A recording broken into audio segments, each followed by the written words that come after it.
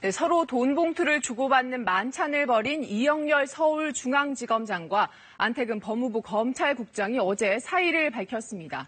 문재인 대통령의 감찰 지시 하루 만에 사의 표명한 겁니다. 이 강도 높은 감찰에 인적 쇄신 통한 검찰 개혁 시작되는 분위기입니다. 이 당장 법무부와 대검찰청은 22명으로 구성된 메머드급 합동감찰반을 구성해서 감찰에 들어갔습니다. 합동감찰반은 만찬의 성격과 또 경력금의 출처, 처리 과정 등을 조사할 예정입니다. 이 청탁금지법 위반 여부도 조사 대상입니다.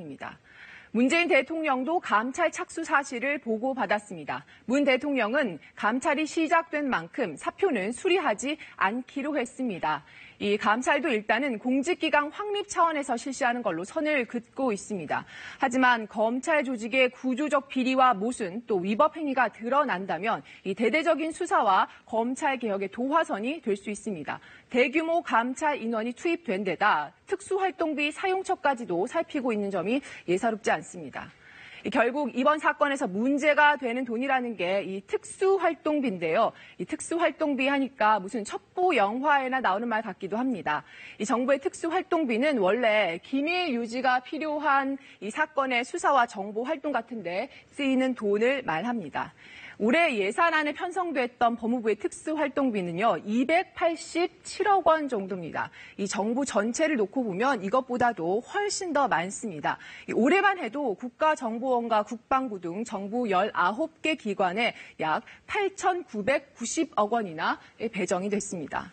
집행은 감사원 지침을 따르고 있습니다. 비용을 집행할 때 영수증 증빙을 생략해도 되는데 현금 쓸 때는 집행 내용 확인서를 첨부해야 합니다. 하지만 현금 쓸 때도 사용처 공개로 목적 달성이 어려우면 확인서 제출은 생략할 수도 있습니다. 쉽게 말해서 수사기관이 마약 수사를 한다고 했을 때 정보 수집에 돈 든다고 해도 밖으로 내놓고 어디다 썼는지 말하기 힘든 경우 있습니다. 이런 데 쓴 돈은 영수증 첨부 안 해도 된다는 겁니다. 하지만 이걸 놓고 비용 부풀리기나 사적 용도로 쓸 수 있다는 지적이 계속되어 왔습니다. 어떤 일들 있었는지 보겠습니다. 홍준표 전 경남지사는 국회 운영위원장 시절에 특수활동비를 받아서 아내에게 줬다고 검찰 조사에서 털어놨습니다. 신계륜 전 국회의원은 재판 과정에서 특수활동비를 자녀 유학비로 썼다고 말하기도 했습니다.